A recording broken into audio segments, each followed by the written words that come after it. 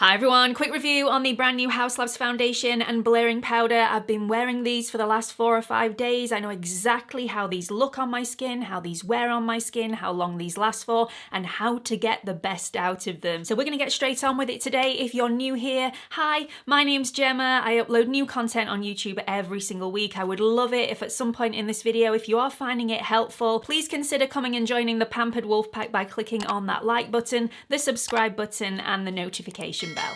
So just to avoid confusion, I bought both of these products with my own money from the Haus Labs website. At the time of purchase, they weren't available to buy in the UK, but as I'm pre-filming quite a few days ahead of myself at the moment, by the time this video goes live, that may have changed. I really hope it has. However, if you are one of my UK subscribers, please do not worry. There are no extra taxes to pay when these arrive in the country. I paid what I paid at checkout, no extra stings in the tail, and also this took 3 days to arrive at my door, which is better than some UK companies. So I was really pleased with the very speedy shipping. So let's talk about the foundation first. This is the Haus Labs Triclone Skin Tech Foundation. It's £48.99 to buy in the UK. It comes in a glass bottle with a pump, and I would say this is a medium consistency. On the website it says this is a serum-like consistency. I don't think that's the case. I've never known a serum be this thick before, but it is a nice medium fluid consistency. This comes in 51 shades and the shade range is vast. Please don't get caught out by the shade descriptions though. There is a detailed description of the undertones on the Haus Labs website. I definitely recommend you check that out, because if you are usually a warm undertone and you plump for a warm foundation, do not go for a warm foundation in this range, because you will end up with a pinky or a peachy undertone foundation that will not suit your skin. They label their foundations very similarly to MAC, so just be warned, check out the website for the detailed undertone descriptions. I didn't have a problem doing it that way. This is supposed to give a medium buildable coverage. It gives a natural luminous finish. It blurs and smooths, it reduces redness and irritation with their patent pending fermented arnica extract. It's long wearing, it does contain alcohol, but it's fragrance and essential oil free, and it's also cruelty free and vegan. Now this was a lot thicker than I initially thought it was going to be, but it spreads beautifully on the skin. A little goes a long way. I generally use one pump for the entire face. Sometimes I need the tiniest bit more, but generally it's around about a pump, so a little does spread quite a bit. It does look on the heavy side if I apply too much, so again, be warned with that. If you're not wanting this to look a little heavy, less is more. This has the most beautiful finish. It's not matte and yet it's blurring.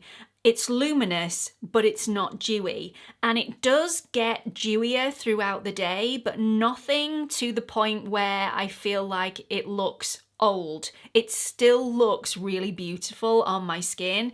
I'm slightly wowed by this foundation. The one thing I will say is that when I had a bit of irritation around my mouth area last week, this did not look nice around that irritation, but no foundation would. So I'm being picky, but I do need to make you aware that if you have super, super dry, flaky skin, this probably won't look very nice on that skin. But around the rest of my face, it looked superb. My application method of choice is using a brush. You can use a sponge with this, you can use your fingers. In fact, on the website, it recommends that you use your fingers for this, to warm it in between your fingertips before applying it to the face, and then either smooth it out with your fingers or use a brush or a sponge.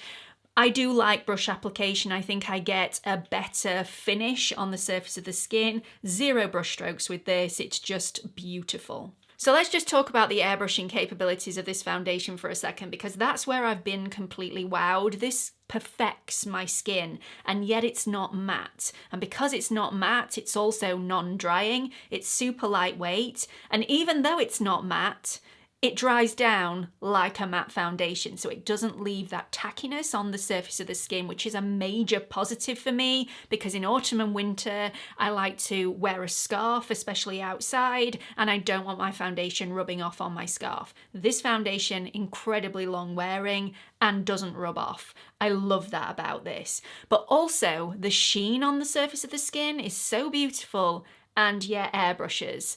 I just don't know how this does it, because usually for me, the only foundations that are truly airbrushing on me are those matte, or at least natural matte foundations. This isn't one of those, and yet it manages to airbrush and perfect my skin, even on those bad days.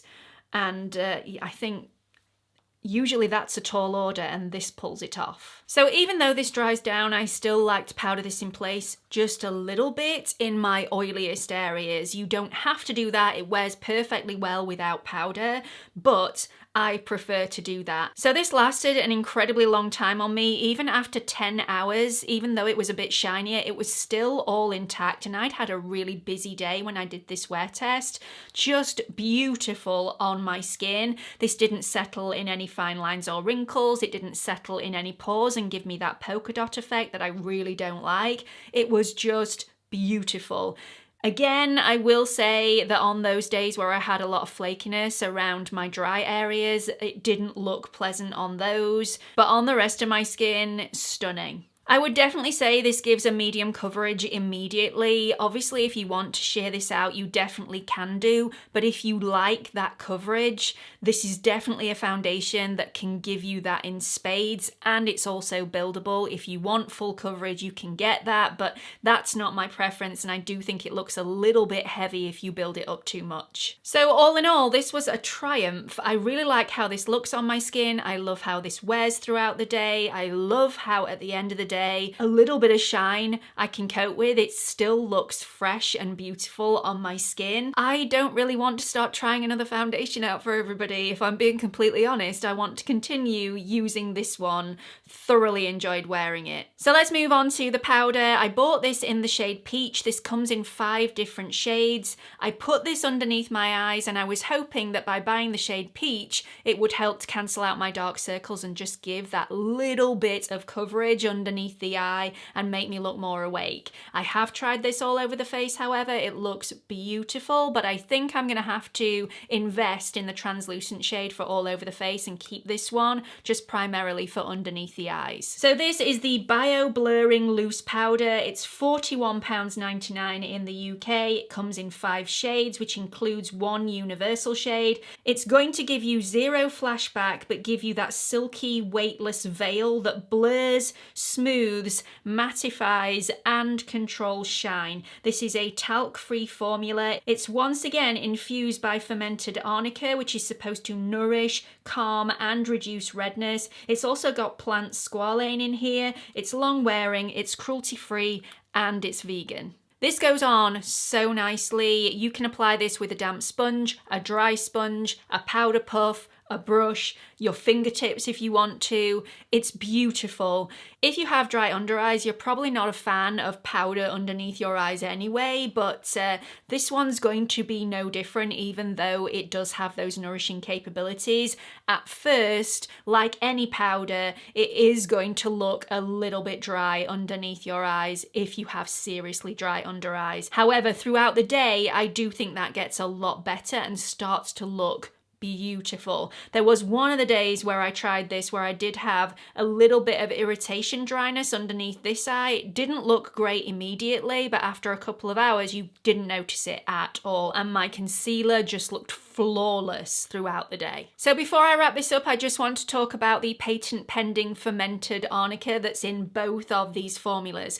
My skin loves arnica. If I ever have a bruise, the arnica cream goes on, arnica tablet goes in. Any swelling or any irritation, arnica goes on, arnica goes in. My body loves arnica cream and arnica capsules. So I was really interested to try both of these formulas, and this one has definitely not disappointed. So my skin has been a little rougher recently through illness, and my skin improved quite dramatically actually after the use of this product. I am not saying 100% it was this, because quite frankly I've been using a lot of other remedies as well, including my LED mask, so it can be a combination of a lot of things. But usually when I use a foundation, my skin gets worse rather than getting getting better, and that did not happen with this foundation. So fermented arnica, with it being fermented, the positive effects of the arnica are multiplied tenfold. So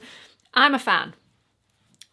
Big fan. So I forgot to mention right at the beginning of this review, you get 30 mils worth of the foundation, which is the standard amount, and you get 7 grams worth of the powder, which is not masses of powder, but it's also not a piddly amount either. I'm definitely not mad at it. My shade in the foundation is 110 Light Neutral. Now the light neutral shade is labeled for very light skins with balanced undertones.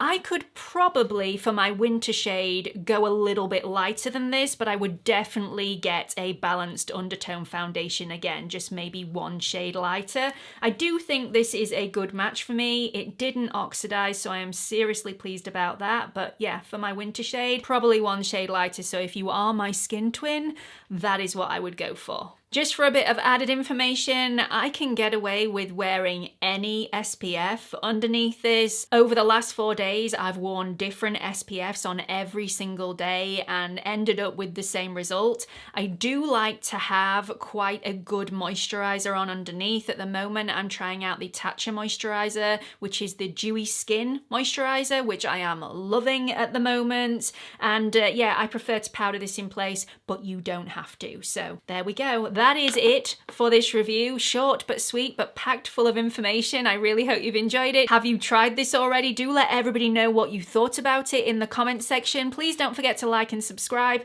and hope to see you all in the next one. Bye everyone.